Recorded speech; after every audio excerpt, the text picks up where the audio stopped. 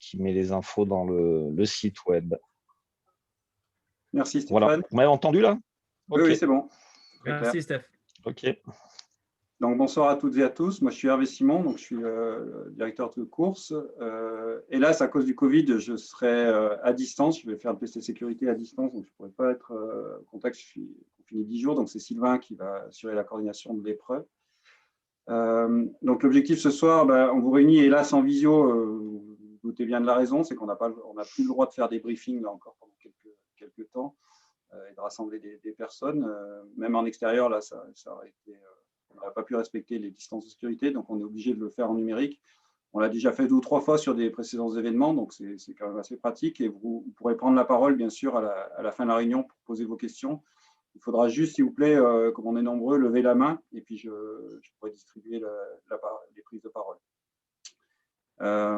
Donc l'idée, c'est quand même vous donner quelques éléments sur les parcours parce que comme c'est à la trace GPS, il faut quand même, je pense, vous ayez quelques indications pour vous y retrouver sur tous les aspects.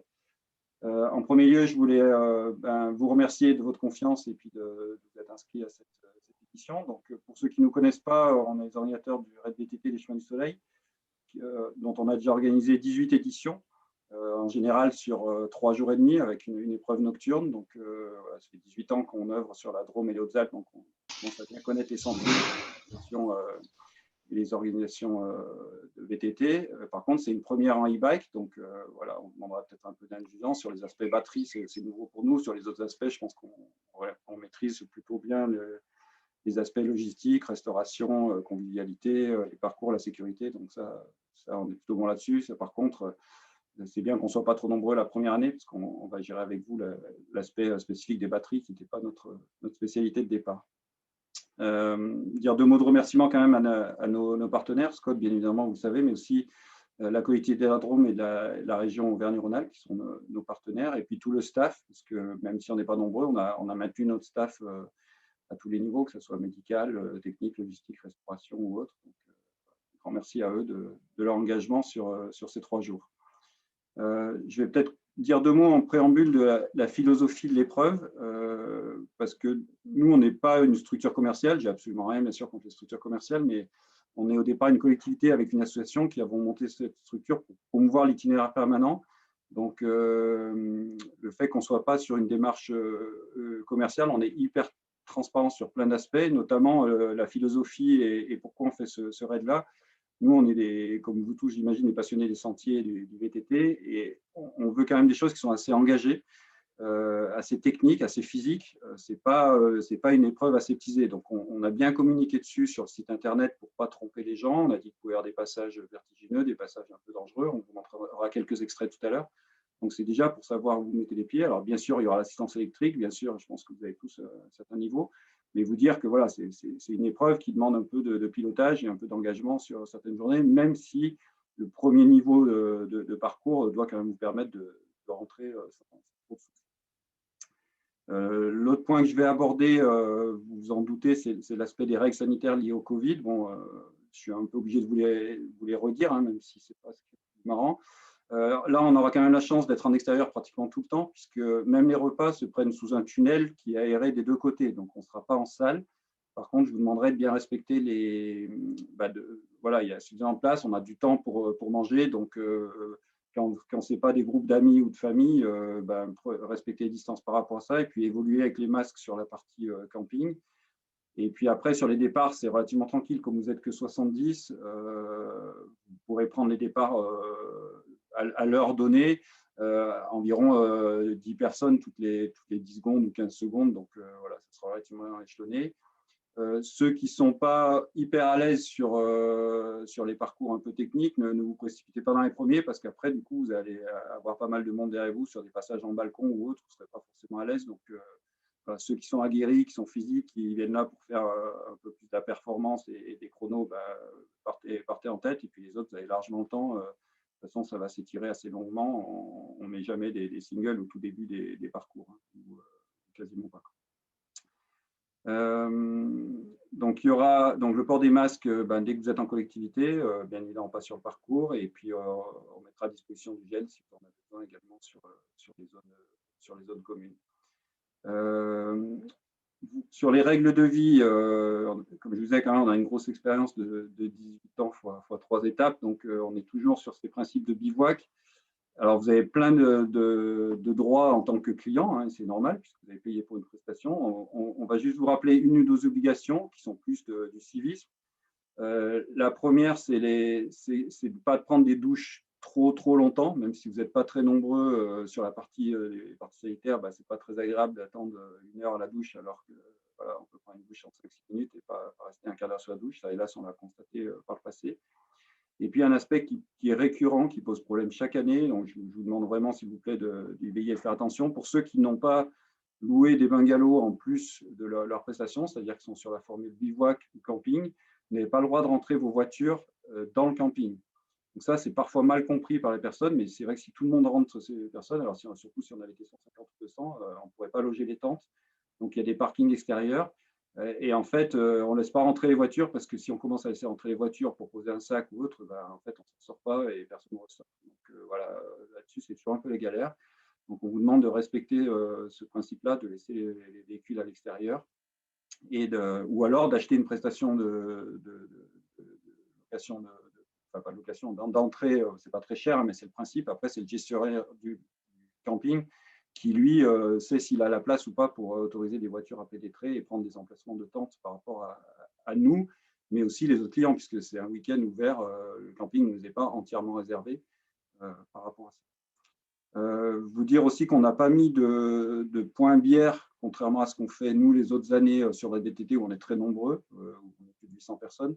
Là, il y a un bar, il y a un snack, il y a tout ce qu'il faut sur place. Donc voilà, on aurait trouvé maladroit de venir par rapport au camping qui nous accueille. Donc si vous avez envie de boire que ce soit des boissons alcoolisées ou non alcoolisées, bières et autres, ça se passera au snack ou dans le village, puisque vous êtes à 2 minutes à pied du cœur du village. Donc vous aurez bien sûr toute l'attitude pour aller boire une bière ou autre chose dans le village. Je vais dire quelques mots sur les aspects de sécurité avant de rentrer dans le vif du sujet sur les parcours. Si jamais il y a un accident qui est grave, c'est-à-dire pour vous-même, si vous pouvez déclencher le secours ou si vous constatez un accident, quand c'est grave, la priorité, la règle numéro 1, c'est d'appeler le 112, qui est au courant de notre épreuve, qui est par le CODIS, et qui ensuite va recontacter nos médecins et la direction de course pour gérer la suite. Donc, si vous jugez que c'est grave, n'hésitez pas à appeler tout de suite le 112, qui est le numéro d'urgence national. Hein. Donc, si c'est moins grave, vous avez 2 numéros. Hélas, moi, sur les cartes, le numéro qui est imprimé, c'est le mien. Alors, comme je vous l'ai dit, je serai sur un PC fixe à domicile, donc je pourrais faire le relais. Mais je vais vous demander de noter maintenant le numéro de Sylvain Montagny, donc, qui sera votre interlocuteur sur place pour coordonner les médecins. Je vais vous le transmettre. Et puis, si vous n'avez pas de quoi le noter ce soir ou que ça allait trop vite, quand vous ferez votre chaîne d'accueil, n'hésitez pas à reprendre le numéro de Sylvain pour le noter. Et puis, peut-être qu'on vous passera aussi… Écrit dans le chat pour ceux qui ont du mal à noter en même temps. Voilà. Dans le chat. Donc, sinon, c'est le 06 16 50 13 75. 06 16 50 13 75. Donc, en cas d'accident, on va dire bénin, moyen, etc., entorse, petite fracture ou autre, on a quand même un gros dispositif médical pour dire que vous n'êtes pas nombreux. On a 2 médecins spécialisés donc, en traumato sportive qui seront en moto, c'est bon de le préciser, et un autre médecin, un infirmier urgentiste, pardon, qui sera dans un 4x4 avec le gros matériel médical.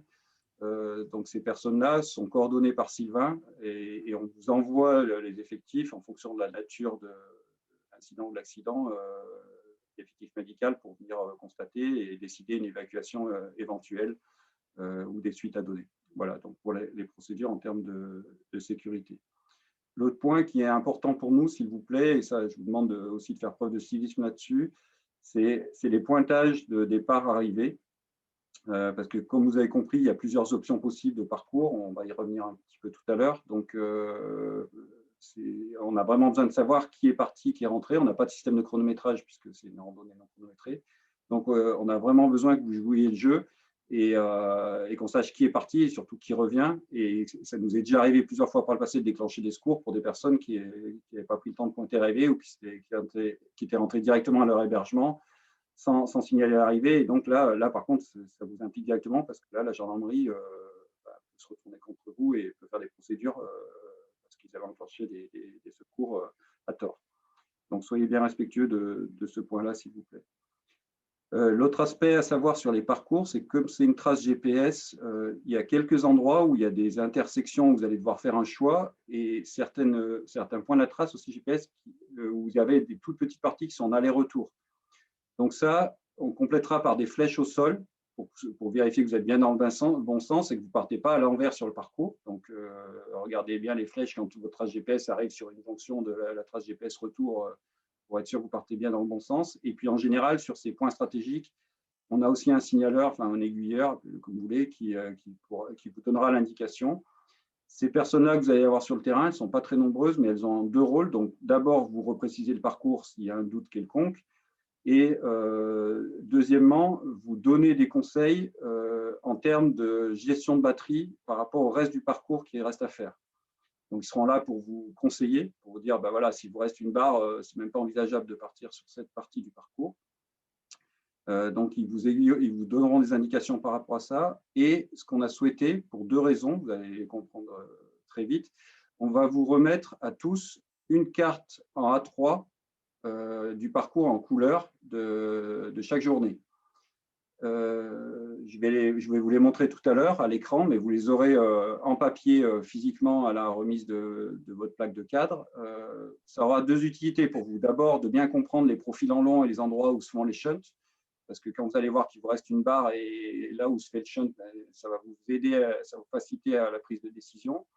Et puis, deuxièmement, peut-être plus exceptionnellement, sur des endroits qui sont très durs, des sentiers où il y a vraiment des fois des poussages qui sont conséquents, qui sont trop durs ou autres, des fois, il y a des petites routes en parallèle. Donc là, si vous prenez le temps de regarder la carte, vous verrez que vous pouvez couper cet endroit-là et éviter le portage.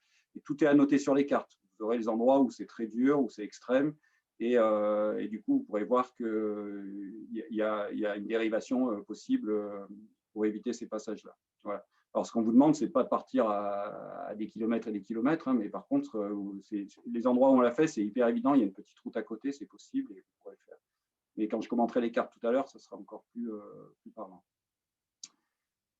Donc, la carte, Sylvain pourra compléter, mais on ne vous demande pas d'être tout le temps né sur la carte. Ce n'est pas du VTT orientation, c'est juste de savoir d'abord dans quel sens vous tournez. Est-ce que c'est le sens des aiguilles d'une montre? Si c'est un 8, est-ce que la première partie du 8, elle est dans le sens des aiguilles d'une montre et la deuxième, sens inverse? Ben voilà, les grandes règles de base. Comme ça, quand vous arrivez au carrefour sur le 8, vous savez que dans quel sens vous allez partir, même sans les marquages au sol, vous l'aurez en tête. Donc, cette carte, elle a surtout ça pour objectif et aussi, c'est pas mal sur l'aspect secours parce que vous n'avez pas tous des compteurs. C'est vrai que selon les types de batteries, si vous nous dites on a eu un souci à tel kilomètre, ben, tant mieux. Mais sinon, aussi, avec la carte, ça peut vous aider un peu à comprendre où vous étiez passé, où était le dernier ravitaillement, voilà, vous situer un peu mieux par rapport à ces aspects-là.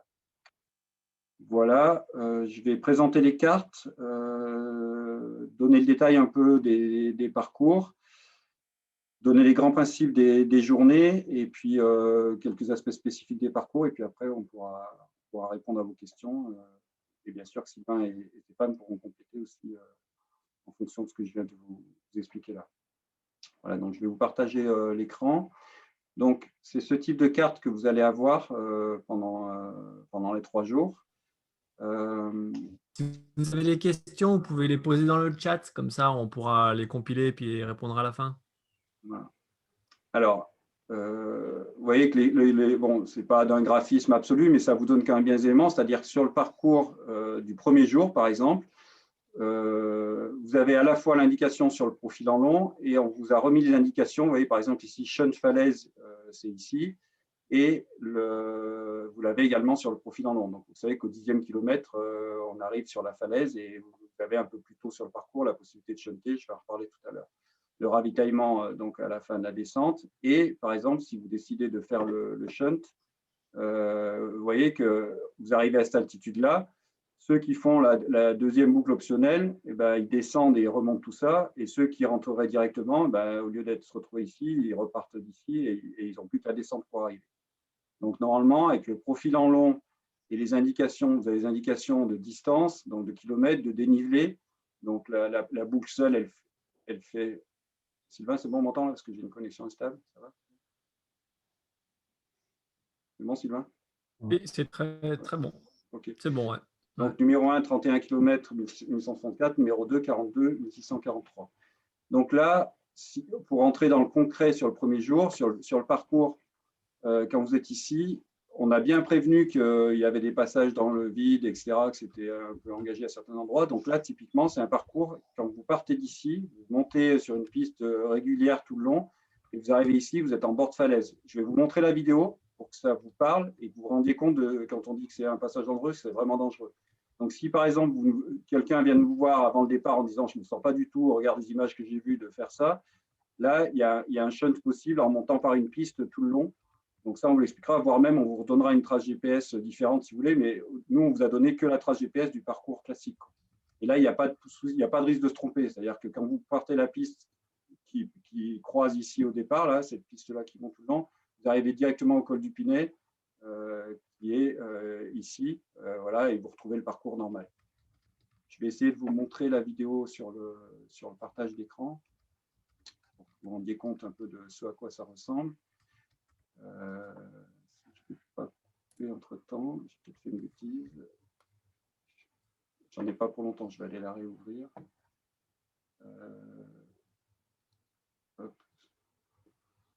Bon, je le ferai à la fin peut-être, parce que je l'avais préparé, mais je l'ai quitté sans faire exprès, je m'excuse.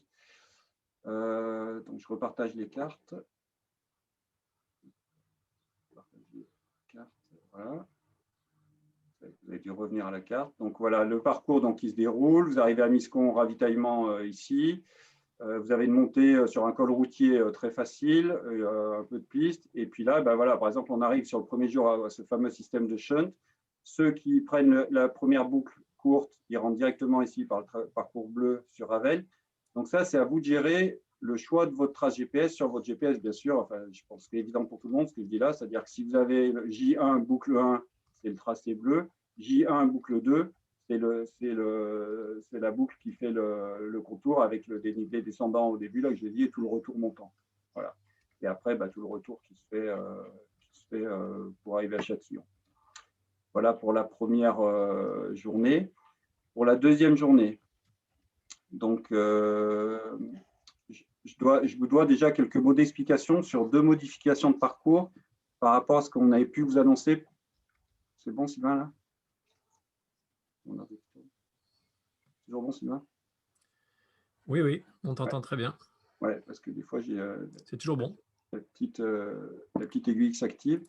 Non, oui, mais je te dirai si jamais. Ouais, je vous dois deux explications. Je te dirai si jamais. On a eu la désagréable surprise à peu près 10 jours avant, sur une dernière reco qu'on a fait du parcours, d'avoir une coupe ONF qui n'était pas du tout prévue alors qu'on avait déclaré les parcours, etc., qui a été faite et c'était absolument infranchissable. C'était des arbres, il y avait à peu près une cinquantaine d'arbres, plusieurs de 1 mètre de diamètre, et on n'avait aucun moyen, sauf à faire 10 km de piste, et vous en auriez voulu beaucoup. Donc, on a refait complètement la troisième journée. Donc, ce n'est pas du tout les profils que vous aviez pu avoir. Alors, les distances, il n'y a pas trop de soucis, on reste dans les timings donnés, mais en tout cas, on a changé pas mal de choses. Et sur le deuxième jour, on vous avait dit aussi qu'il y avait une possibilité de parcours avec une montée extrême, entre guillemets, avec 35 minutes en mode walk dans les pierres et les feuilles. Et en fait, on l'a refait en conditions terrain un peu humides, et là, c'est carrément infaisable. Donc, on n'a pas voulu vous envoyer dans une galère. Donc, vous aurez le choix du parcours 1 et 2 pour le samedi. Donc, c'est ceux que vous avez ici à l'écran. Donc, le 1 qui fait 48 km et 1263 positifs. Et donc, en faisant ce shunt-là, cette grosse montée-là et cette grosse descente. Et le 2 qui fait 54 et qui donc prend cette petite option en plus. Voilà, sachant que donc pour décrire assez vite le parcours, et là vous allez vous rendre compte de ce que je disais tout à l'heure par rapport au fait que des fois vous avez des parcours communs. Donc là, vous partez de Châtillon, vous arrivez à Saint-Roman, là il y aura quelqu'un pour vous guider à l'aller, il ne sera plus là au retour, mais il sera à l'aller en vous disant, ben voilà, là typiquement avec le trajet GPS, vous pourriez faire l'erreur, partir à l'envers et de rentrer tout de suite. Donc ça, bien sûr, on veut l'éviter. Donc là, la personne va vous dire, c'est bien par là que vous partez, et prenez le temps de regarder le carrefour où vous êtes, parce qu'au retour, ne faites pas l'erreur de rentrer. Enfin, ce ne serait pas très grave, vous ne serez pas loin de l'arrivée, mais ne faites pas ce que vous avez fait à l'aller. Il y a un autre tracé qui vous ramène au retour le long du Bèze. Donc, vous avez cette partie-là que vous ferez en aller-retour, quoi qu'il arrive, à la Val d'Aix. Et puis après, vous allez trouver d'autres signaleurs ou d'autres aiguillères sur le parcours, soit pour des raisons de sécurité. Par exemple, ici, il y aura quelqu'un sur la partie en balcon. Donc ça, c'est une partie assez vertigineuse. Et puis, vous arrivez au ravitaillement. À chaque fois qu'il y a un ravitaillement sur le parcours, les gens qui ont 2 batteries, vous aurez pu nous laisser le matin avant le départ votre deuxième batterie chargée, on vous l'amènera sur site. Et toutes les batteries seront numérotées, aussi bien votre batterie de recharge que de la batterie sur laquelle vous allez sur le vélo. Pour quand vous nous laissez la batterie que vous avez en partie vidée sur le parcours, on n'ait pas d'erreur et que ce soit bien la batterie numérotée qu'on prenne bien et qu'on vous restitue à l'arrivée. Donc voilà pour ravitaillement plus batterie. Là, vous avez une toute petite montée, une très belle descente, une descente d'anthologie, peut-être une des plus belles qu'on a sur notre territoire, avec un pas qu'on vient de refaire. Là, on vient de faire des gros travaux. Il y aura 2 personnes à ce pas-là, mais sur ce point-là, il faudra que vous donniez un petit coup de main pour passer les vélos. On a diminué de plus d'1 mètre la marche, donc c'est plus facile, mais il y aura quand même. C'est le seul endroit où il y a un portage. Enfin, un portage, à se faire passer les vélos. Et puis là, vous arrivez, c'est le même système chaque jour. Vous arrivez ici, c'est là où vous choisissez le shunt. Donc, comme j'ai dit tout à l'heure, si vous jugez que vous aviez prévu de faire le numéro 2, c'est-à-dire la plus difficile, et que vous n'avez plus assez de batterie, la bénévole qui est ici, elle va vous dire vous pouvez rentrer par là, et du coup, à vous de changer sur votre GPS la trace et de mettre numéro 1 ou le numéro 2, et ça va vous ramener sur ce parcours bleu que vous voyez ici. C'est pareil, il y a un autre signaleur ici, puisque ceux qui vont arriver de là et ceux qui vont arriver de là, vous ne partiez pas dans le mauvais sens. Voilà. Et après, vous faites le petit retour qu'on est vu là, et puis la partie finale. Voilà pour le samedi. Pour le dimanche, c'est donc la journée qu'on a dû intégralement modifier. Alors là, vous avez 4, mais il pourrait même y avoir 6 possibilités. Vous allez comprendre quand je vais dérouler le parcours. Donc, vous avez toutes les distances et toutes les distances et dénivelés qui sont affichés. Et c'est là où il y a peut-être un peu plus d'informations à retenir. Je vais vous commenter ça assez rapidement, mais en prenant quand même le temps comme il faut. Donc, tout le monde part de Châtillon-d'Ivoire. Donc, l'allée, c'est sur la route, il y a 2-3 km sur la route tranquille. Vous avez une première grosse montée ici, et puis vous arrivez à ce petit sommet ici, où on fait une très belle descente, là, qui vous ramène sur le village de Menay. Menay, vous avez une très grosse montée pour aller jusqu'à Benvise, et là, à Benvise, c'est le ravitaillement. Donc, la deuxième boucle est très dure. Vous avez quelques possibilités, j'en parlais tout à l'heure, vous voyez ici par exemple la route qui est en parallèle du sentier, mais grosso modo, il y a des passages très, très, très durs on est très peu de personnes à avoir passé sur le vélo. Donc ça, si vous partez là-dessus, vous savez qu'il faut avoir un certain niveau et que vous allez avoir des poussages. Et sinon, vous rentrez sur la deuxième boucle qui est ici, mais qui du coup est assez courte. C'est-à-dire que si vous faites que cette boucle-là sur la journée de dimanche, vous allez quand même rentrer assez tôt. Bon, il y a de quoi faire quand même, mais de toute façon, vous avez tous les éléments, vous avez les éléments de distance, de dénivelé, vous pouvez vraiment juger de vous-même et avec la batterie ce que vous allez consommer. Donc, si vous faites que cette boucle-là, c'est sûr que vous allez rentrer beaucoup plus tôt. Alors, ce que je vous expliquais tout à l'heure, c'est que vous voyez que par exemple ici, sur la carte, vous avez bien l'info, quand vous allez quitter la route ici, cette route-là, vous avez un passage très dur avec un poussage. Donc là, par exemple, si vous voulez l'éviter, vous prenez tout de suite la route en parallèle sur la gauche. Donc ça, vous ne l'aurez pas sur votre 13 GPS, c'est avec la carte que vous le ferez. Franchement, c'est hyper évident. Hein. C'est un carrefour comme si vous étiez en voiture, vous ne pouvez pas vous tromper. Vous pourrez demander aussi avant aux bénévoles qui vous expliqueront. Là, c'est une partie routière, mais une toute petite route qui mène à ce qu'on appelle le Vallon de Combo, qui est magnifique, qui est peut-être un des plus beaux coins qu'on a dans la Drôme.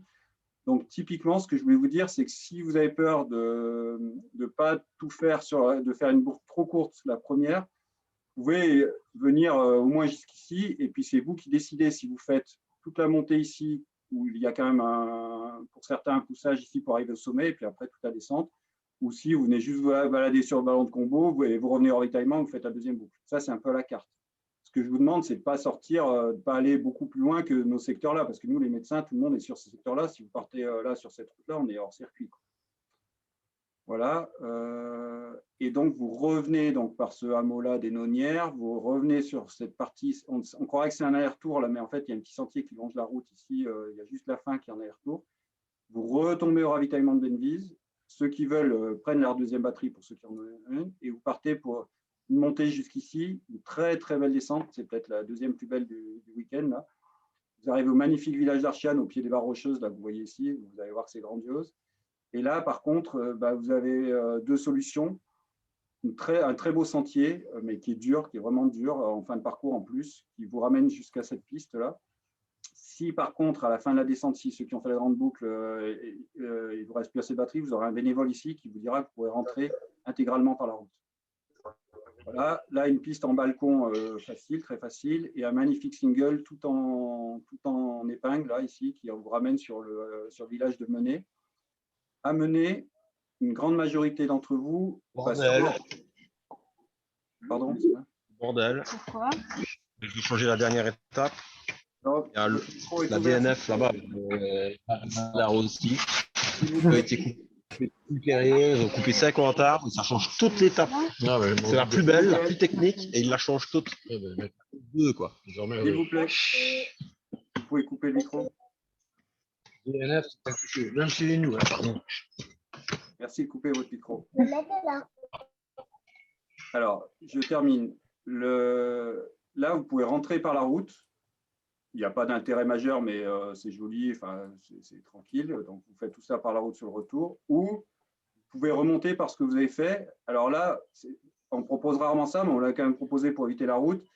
Le sentier est très beau, vous l'aurez fait dans le sens descente, vous allez voir, c'est un single très sympa, mais ça n'a pas un intérêt énorme puisque le sentier se finit ici. Ça, c'est la piste que vous aurez fait l'aller et du coup, c'est la piste en descente. Donc, ça n'a pas gros intérêt. Mais si vous n'avez pas envie d'entrer de la route et de faire du sentier et de la piste, vous pouvez revenir par cette option-là. Et juste avant Châtillon, juste avant l'arrivée, là, il y aura un marquage au sol. Vous avez cette possibilité-là avec un très beau single qui vous permet d'arriver sur Châtillon. Voilà. Alors,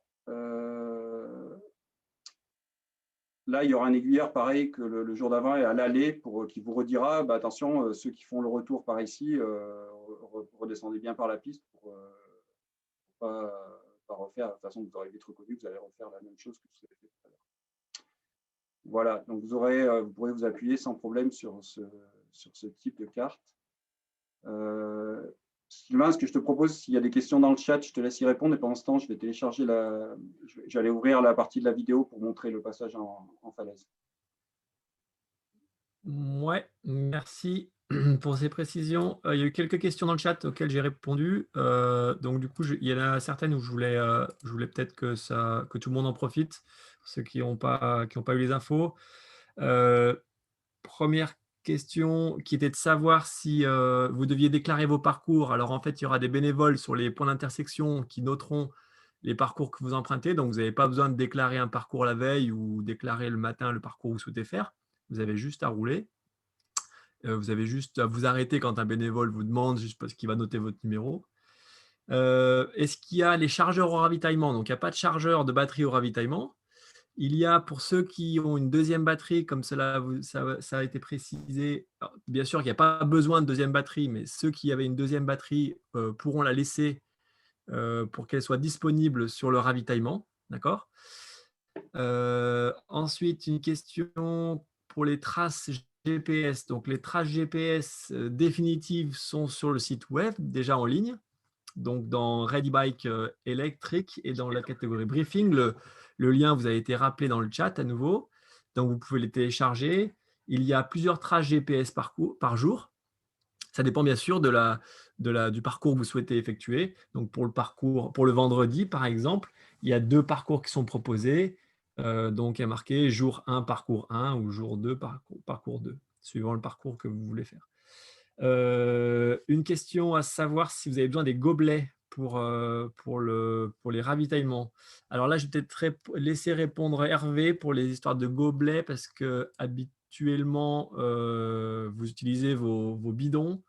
Mais là, je ne suis pas sûr que tout le monde ait des bidons dans le cadre du vélo électrique. Je vais laisser répondre Hervé. Il y aura des gobelets certainement présents en ravito, mais ce qui serait bien, c'est qu'on en utilise le moins possible. Je vais quand même laisser Hervé répondre sur ce point-là. Alors, sur l'eau, je ne vous imagine pas partir sans… Alors, gourde, effectivement, tous les VAE n'ont pas de gourde, mais de toute façon, sinon, vous aurez un camel. Donc, Non, on n'a pas de gobelet sur les parcours, notamment à cause du Covid. On vous remplit vos camels ou vos gourdes, vous présentez l'un des deux ou les deux, et le bénévole qui sera masqué vous remplira avec le jerrycan vos contenants d'eau. Voilà, c'est ça la règle sur les ravitaux. Donc les ravitaux, j'en ai pas parlé, mais ça va être évident pour vous. Bien sûr qu'on n'a plus le droit de se servir dans des assiettes. Donc on va vous disposer un certain nombre de choses. On n'a pas voulu vous faire des sachets, parce que normalement, c'est ce qu'on fait à toutes les éditions, mais c'est beaucoup de gaspillage aussi, parce que vous n'aimez pas tous les bananes, vous n'aimez pas tous tel type de biscuits ou autre.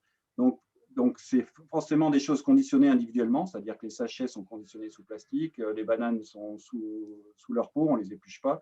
Et donc, par contre, vous allez pouvoir choisir ce que vous voulez manger sur place ou emmener dans votre sac au ravitaillement. C'est vous qui allez prendre la banane ou qui allez prendre le sachet sous plastique, etc., et qui allez partir avec. Merci Hervé.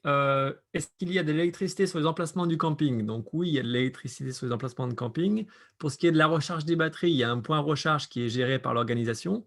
Ceux qui veulent faire la recharge de leur propre batterie, vous avez bien sûr l'électricité sur le camping qui sera à disposition. Alors, je vais laisser Hervé aussi parler des bornes peut-être spécifiques pour le camping. Alors, les bornes, oui, Stéphane ou moi, ce qui se passe pour les bornes, donc, vous savez, c'est les bornes de camping classiques sur lesquelles nous, on va mettre des adaptateurs. Et à la suite des adaptateurs, on va tirer des rallonges et des multiprises. Donc, il y aura deux possibilités. Une première qui est que vous mettiez vos VTT dans le parc VTT fermé qui est à l'intérieur d'un tennis, sur lequel il y aura aussi une ou deux tentes dans laquelle on aura des étagères pour mettre vos batteries et les recharger donc, dans cette zone commune.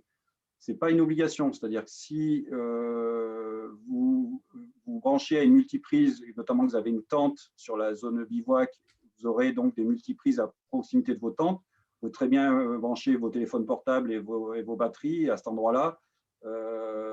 Par contre, ça, on n'est pas responsable du chargement de la batterie. C'est vous qui la gérez au niveau de vos tentes. Nous, on ne gérera que ceux que vous nous confiez dans la zone centrale qui sert parc VTT et de recharge de batterie pour ceux qui veulent. Et puis tous les autres qui sont dans des bungalows, soit du camping municipal, soit qui ont pris des bungalows dans d'autres campings ou des hôtels ou des chambres d'hôtes, je pense que vous n'allez pas nous amener vos batteries, que vous allez les gérer vous-même dans vos locaux.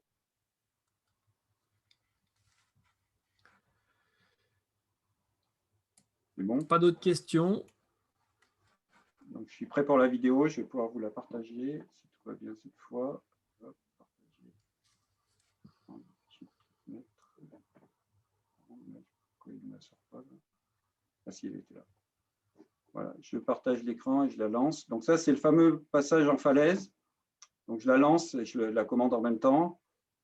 Donc on l'a emprunté déjà 4 fois pour le raid VTT. Donc ça paraît très impressionnant comme ça, mais franchement, ça passe. Vous avez cette main courante là à laquelle vous pouvez tenir. Alors le problème, les vélos sont plus lourds, donc il faudra bien mettre le vélo sur votre gauche. Et vous servir de la main droite pour passer sur la main courante. Donc voilà, c'est vrai que les images sont impressionnantes. Quand on est sur place, ça l'est un peu moins, mais vu de drone et vu de caméra, ça l'est. Donc si ces images, vous dites définitivement, je ne passerai jamais là, vous venez nous voir à l'accueil et on vous expliquera la procédure avec la carte et on mettra un marquage au sol sur l'endroit où vous pourrez la shunter. Parce que c'est vrai que le passage, donc il n'est pas très long, hein, ça dure 50 mètres. Et après, vous avez un long passage dans le balcon, mais où on ne voit plus le vide, où il y a de la végétation qui vous arrête et un pierrier en pente plus douce. Voilà, là, on voit le plan au sol. Vous voyez, ça on nous demandera de ne pas le faire, bien sûr, de ne pas passer en vélo. Hein. Mais bon, là, ce n'était pas jusqu'à la partie la plus dangereuse. Mais vous voyez, on voit bien. Et après, on part sur cette partie en balcon là, qui dure à peu près 15 minutes. C'est un single en balcon tout le long quand même qui est magnifique. Mais c'est vrai que les gens qui ont le vertige, clairement, ne peuvent pas passer là. Donc, vous voyez que ça paraît plus large que ce qu'on voit sur le drone, puisque là, c'est la reprise après pour ceux qui veulent démarrer sur la partie sentier. Voilà, ça donne bien la situation de ce qu'on a. Donc, j'entendais tout à l'heure les gens qui ont laissé le micro ouvert, qui semblaient se plaindre du fait qu'il y ait des modifications de parcours. Je vous invite à parler avant. Si honnêtement, vous n'êtes pas satisfait des parcours au bout de 3 jours, là, il y a zéro souci pour venir nous voir à l'arrivée, mais on n'est vraiment pas inquiet parce que ce qu'on va vous proposer le dimanche, si ça ne vous convient pas, ben, voilà, je peux comprendre ce que vous avez, mais nous, en tout cas, on aura beaucoup de mal à comprendre parce que de l'avis de tous ceux qui ont fait un repérage ou autre, c'est vraiment magnifique. Et franchement, si on a pris cette décision-là, c'est d'abord parce que c'était infranchissable sur la partie. Et en plus, humide, c'était carrément infaisable. Pour vous donner un ordre d'idée, moi, en recours, j'ai mis à peu près 1h20 pour faire 1,5 km. Donc, je ne pense pas que vous auriez été très content de ce vote. Donc, ça va être… Enfin, voilà. Dans un sens comme dans l'autre, je préfère qu'on n'en parle pas avant. Vous aurez largement le temps de nous dire au bout des 3 jours si vous êtes satisfait des parcours. Voilà, s'il y a des prises de parole. Moi, j'en ai à peu près terminé. Oui, ici, un mot important, j'ai commencé à le dire pour les médecins. C'est un dispositif qui nous est un peu particulier. On n'aime pas trop avoir les motos quand on est VTTiste, mais nous, on a fait ce choix-là en termes de sécurité. C'est des gens qui sont très aguerris à la médicalisation d'urgence sur les courses de type, soit pour les motos, soit aussi en VTT. Et pour nous, c'est quand même confortable d'avoir des interventions d'urgence avec des motards qui interviennent auprès de vous s'il y a un accident. Donc, je vous demande, donc, ne râlez pas après les motards parce qu'ils sont là pour votre sécurité. Ils ne sont que 2. Et parfois même sur des endroits difficiles, c'est arrivé les autres années sur le VTT classique, des fois ils vont vous demander de l'aide parce qu'ils sont en galère. Donc voilà, on ne va pas vous faire perdre du temps, mais grosso modo, il peut y avoir un endroit où il a planté sa moto, où il a un souci, il faudra peut-être vous donner un coup de main, mais inversement, si vous avez un gros carton, vous serez bien content de l'avoir peu de temps après sur vous pour vous secourir. Je pense que c'est évident pour tous, mais je voulais quand même le redire. Je ne sais pas, Stéphane, avant qu'il y ait des questions, ou Sylvain, si vous voyez des choses que j'ai oubliées ou des compléments à rajouter. Non, pour moi, c'est tout bon. Voilà, j'ai vraiment hâte de vous retrouver vendredi pour les chemins du soleil. Je n'ai pas de remarques particulières en plus. Moi non plus. Non, juste soyez ponctuels le vendredi. Donc, nous, on vous attend à partir de 8h au camping jusqu'à 11h30. Ensuite, il y aura un petit rafraîchissement, un repas froid avant le départ qui est donné à 13h, si je ne dis pas de bêtises. C'est ça. Voilà, donc vous aurez le temps éventuellement d'installer votre toile de tente, votre campement après, si vous arrivez un peu à la bourre et que vous deviez partir immédiatement après votre arrivée sur le parcours. Mais voilà, dernier Cara, 11h30 à Châtillon. Et d'ici là, bon préparatif. N'oubliez rien dans le sac, surtout les clés des batteries si vous devez les enlever. Voilà. Avant de répondre aux questions, la remarque de Stéphane me fait penser au temps. Donc, voilà comment ça se passe pour que, grosso modo, vous compreniez le système. Et je pense que là, au travers de nos explications, vous avez quand même les grands éléments. Vous avez donc les horaires de départ. Donc, 13h, c'est un peu théorique, puisque je vous dis, on échelonne sur 10 minutes, par exemple, pour le vendredi. Vous avez les temps de passage estimés. Donc, c'est des temps de passage estimés. Les premiers, c'est quand même des temps qui vont très vite. Vous voyez que là, on est sur les temps premiers, on est sur une base de l'étape à 16 km/h sans s'arrêter au ravitaillement, sans rien faire, sans s'arrêter nulle part. Donc, je ne pense pas que ce soit votre objectif premier. Et grosso modo, les temps de parcours pour l'arrivée des derniers de la première boucle et les derniers de la boucle numéro 2. Voilà. Donc, normalement, je pense qu'il y aura peu de personnes sur ces estimations basses. Et c'est comme ça, chaque jour sur le même système avec les estimations. En jaune, c'est les secteurs de ravitaillement ou de recharge batterie. Et donc, vous l'avez compris, pour le 3e jour, vous passez 2 fois au ravitaillement, puisque Benvise à l'aller et Benvise au retour. Voilà, donc ça, c'est des choses qui sont facilement compréhensibles. Ça vous permet de juger. Et puis aussi, au 2e et 3e jour, vous pourrez vous recaler un peu par rapport à ce qu'on a, nous, estimé dans la fourchette à laquelle vous êtes. Ça va vous aider à faire vos choix pour le 2e et le 3e jour. Donc ça, je vais le retransmettre à Stéphane et puis on en affichera quelques exemplaires où on peut vous l'envoyer par mail sous forme de newsletter si vous le souhaitez. Comme ça, vous avez les éléments de ce que nous, on a estimé par rapport à ça.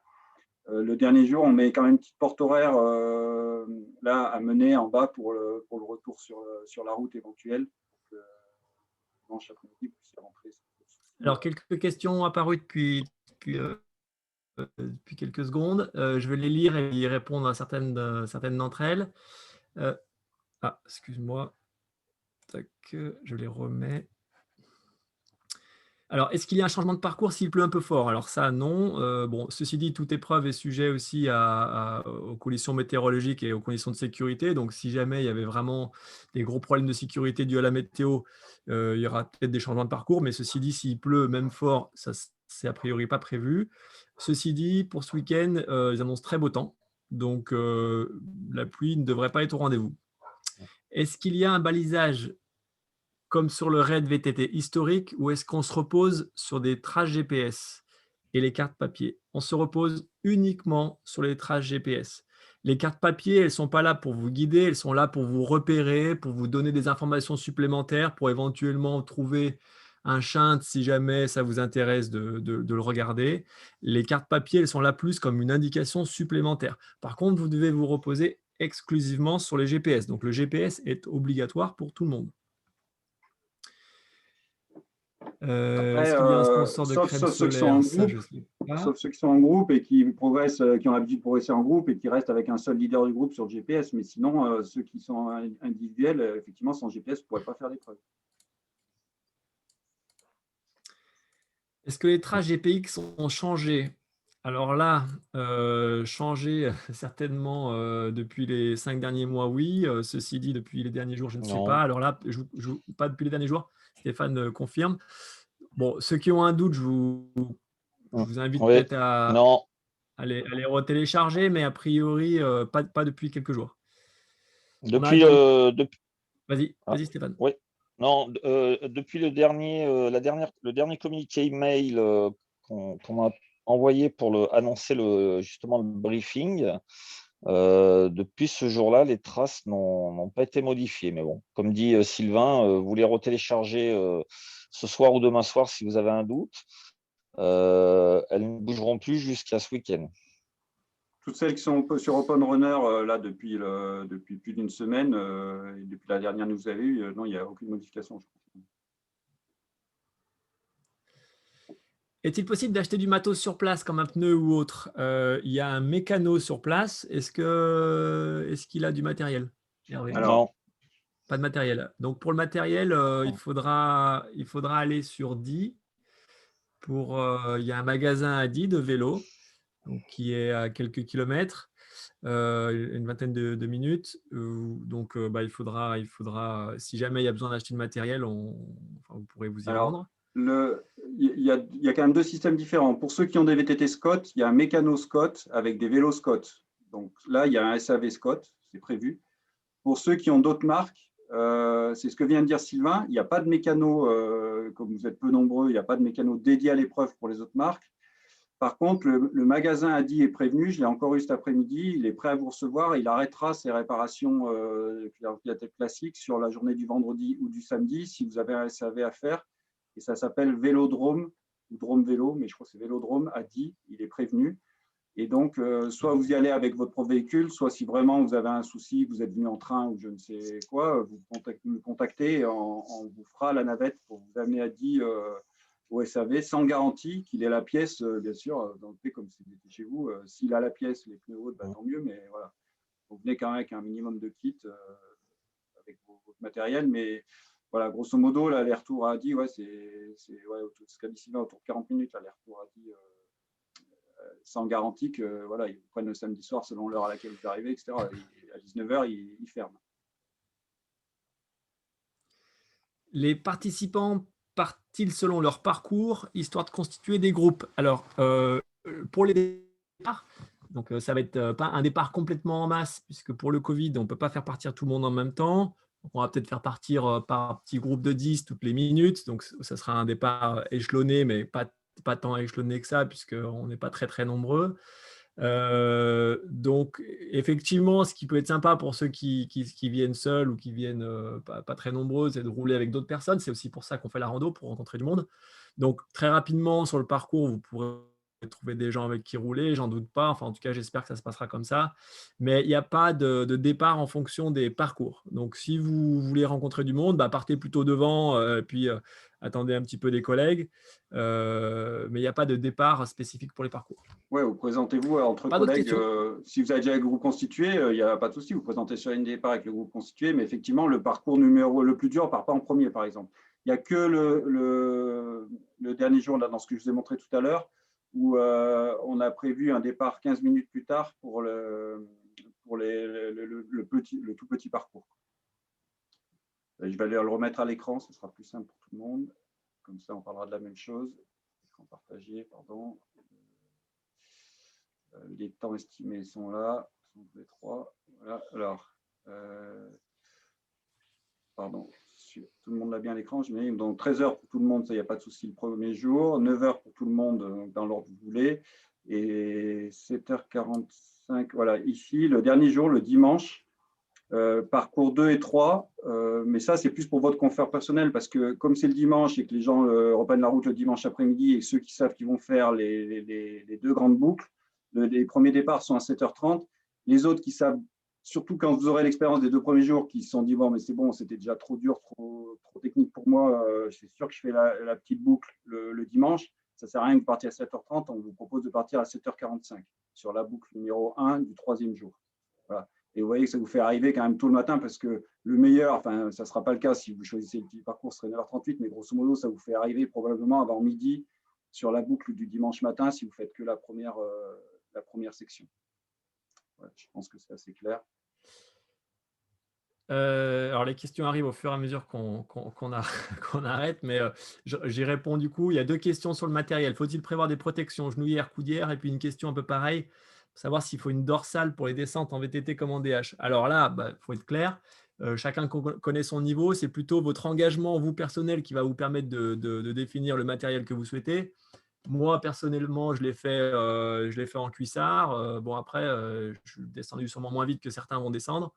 Il n'y a pas de gros danger dans les descentes. Les descentes sont engagées, mais je veux dire, ça dépend de tout, de la vitesse où vous voulez descendre. Donc ça, chacun est responsable du matériel qu'il veut emmener et ses protections y compris.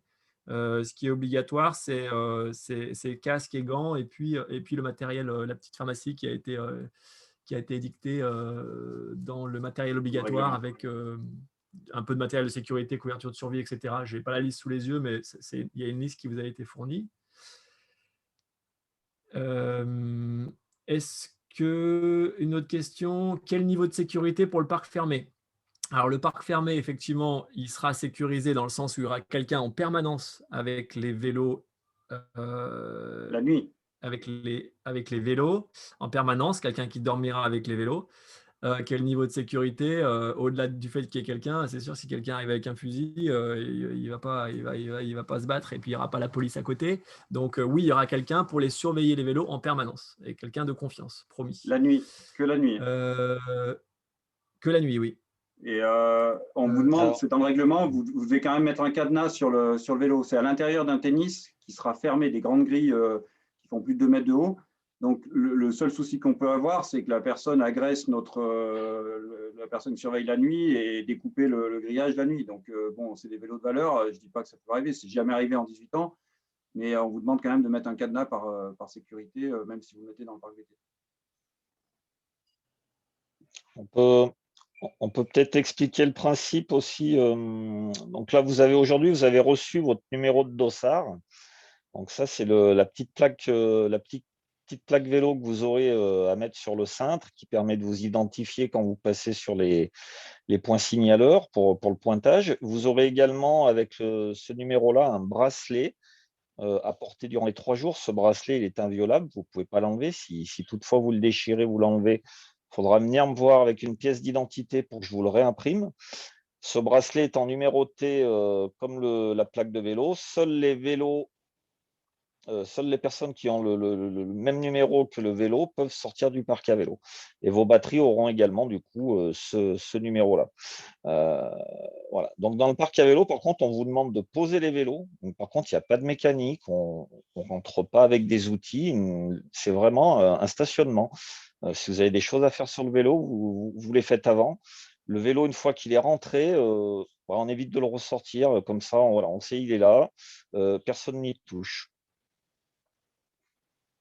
Et le parc VTT n'est pas gardiné le jour. Hein. Donc, si vous décidez de ne pas partir pour une raison X ou Y, parce que vous êtes fatigué ou je ne sais quoi, on ne garde pas votre VTT le jour. Donc, il faut gérer votre VTT en journée. Oui, il y a une heure. Je ne sais plus à quelle heure on a décidé, mais il y a une heure. Hein. Il y a une heure de début des gardiennages. Ouais. Voilà, grosso modo, c'est 20h, 7h du matin. Alors, à 7h, les jours où on part plus tard, ça peut être 8h. On ne va pas désengager le gars avant que les derniers vélos soient sortis pour ceux qui partent sur la rando. Mais c'est sûr qu'à 9h du matin ou une demi-heure avant le départ, il n'y aura plus de parc VTT fermé. Et on a oublié de parler aussi des lavages vélos. Vous avez des Karcher pour laver vos vélos. Donc, il y en a certains qui ont pris la prestation lavage vide. Donc, ça, c'est l'organisation qui les lave. Et les autres, vous faites la queue et c'est le même principe que les douches. Vous connaissez tous le problème des gens qui abusent et réabusent sur certaines courses de laver pendant un quart d'heure leur vélo. Donc, voilà, on aura quand même, vous n'êtes pas très nombreux, on aura 4 Karcher. Donc, il ne devrait pas y avoir des temps d'attente trop longs. C'est sur une plateforme en béton centralisée quasiment à l'entrée du camping. Oui, je pense que il y aura largement assez de postes pour tout le monde. Il y en a qui, malheureusement, en tout cas, j'espère que ça va changer d'ici jeudi, mais il y en a au moins une personne qui ne sait toujours pas s'il pourra venir.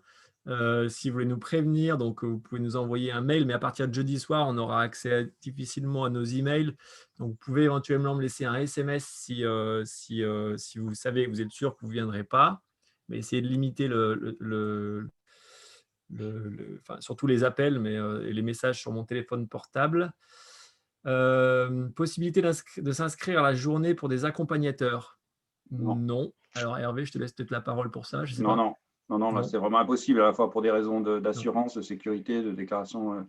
Non, on peut. Là, les inscriptions ont été closes à midi. On prend plus personne. Voilà, c'est tout. Il y a quoi à manger, que des bonnes choses, on vous promet. Merci pour tous. Et puis, je vous dis à vendredi. À vendredi, ouais. Merci beaucoup. Merci. Au revoir, merci. À Au vendredi. revoir.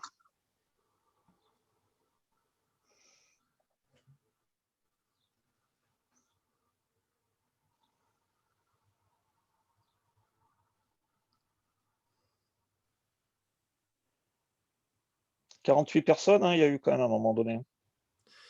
Ouais, c'était bien, ouais. Tu vois, c'est pas mal en fait comme ça. Plus, ouais, peut-être 52, j'ai pas regardé. Mais... Stéphane, je l'ai enregistré, donc demain, je la transférerai sur WeTransfer. Ah. Pour que tu puisses le mettre sur notre serveur, enfin, soit sur notre serveur, Oui. soit sur une chaîne YouTube, la chaîne YouTube du Red VTT. On peut la mettre jusqu'à vendredi si les personnes veulent écouter le briefing. Ouais, mais je pense que demain, tu m'envoies ça, comme ça, on refait un dernier communiqué où on met le lien de la vidéo. J'aimerais bien aussi, parce que ça, j'ai pas, c'est pour communiquer les horaires, tu vois, le tableau horaire, là, c'est pas mal ça, qu'on leur fournisse aussi. Puis je pense que, ouais, niveau... Et là, tu vois, c'est comme à la fin de mon cours, tous ceux qui restent tous ceux qui restent, c'est ceux qui ont démarré la vidéo et qui n'écoutaient pas. Tu vois, à la fin de mon cours, c'est pareil. Toujours qui reste. Je disais le parc à vélo, le parc à vélo. Ouais, vas-y. Qui c'est qui parle là? Non, je disais parc à vélo, il faut l'ouvrir un peu plus tôt quand même parce qu'on a le repas à partir de 19h30. Donc, il faut quand même que les vélos soient gardés un petit peu avant le début du repas, quoi. Ouais. Ok. Steph, je voulais te dire sur le site web, j'ai un problème, il est super lent. Mais ça, je l'ai déjà dit. Ah bon? Il y a la première page, des fois, elle met 20 secondes à charger. Ah ouais, ça met 10 secondes à charger. Moi, j'ai cliqué 3 fois. Là. Est-ce que vous... Ça ne me faisait pas ça avant. Je l'ai déjà dit plusieurs fois, parce que tu m'avais dit que ça dépendait des serveurs, mais en fait, que je me connecte sur n'importe quel serveur, ça fait toujours la même chose. Ouais, c'est trop. Ok. Trop long. Sur la page d'accueil, ça met 10 secondes à apparaître là où il faut cliquer entre e-bike et Red VTT. Ah ouais. C'est peut-être la vidéo en fonction des. Bon, moi, je sais que je ne me rends pas trop compte. Mais ça fait déjà longtemps que ça me faisait ça. Alors, c'est vrai que moi, je n'y vais pas trop souvent, donc je ne m'en suis pas rendu compte. Mais là, je viens de faire le test. C'est innavigable, quoi. D'accord. Il faut que je regarde si on peut alléger des choses. Après, peut-être que peut-être que je n'ai pas activé le cache aussi. Il faut que je regarde ça sur certaines pages. Est-ce que toi, quand tu quittes ton navigateur, tu vides le cache à chaque fois automatiquement? Non. Ok. Non, il n'y a que ce site-là qui rame. Je suis en Internet toute la journée. D'accord. Je t'avais dit, Stéphane, c'est sûr que ça, c'est une constante. Ok. Bon, je regarderai. Ok. Super. Merci, les gars. Je t'envoie tout ça demain, Steph. À jeudi, du coup, Steph, à jeudi, ah oui, si, Hervé, est-ce que pour le. Donc, on a un bungalow, c'est ça? Moi, j'aurai un bungalow. Est-ce qu'il y a une place pour Jess à l'intérieur? Ouais, elle est contente, Jess. Ouais, ok. Et par contre, jeudi soir, il y aura peut-être du coup Alban et Amélie avec vous. Stéphane, tu t'organises? Est-ce que vous avez un bungalow pour combien jeudi soir? Attends, t'as pas ton micro, Steph. ton micro.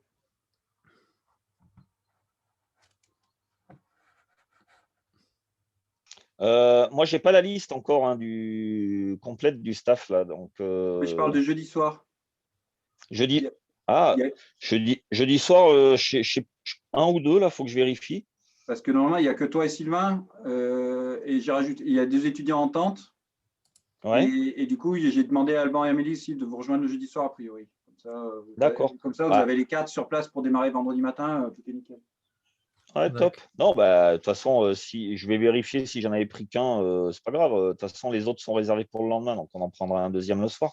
Voilà, mais de toute façon, normalement, les bungalows, c'est 4 ou 6 places. Donc, s'il y a un lit double ou un lit superposé pour eux, c'est bien. Sinon, ils prendront la tente.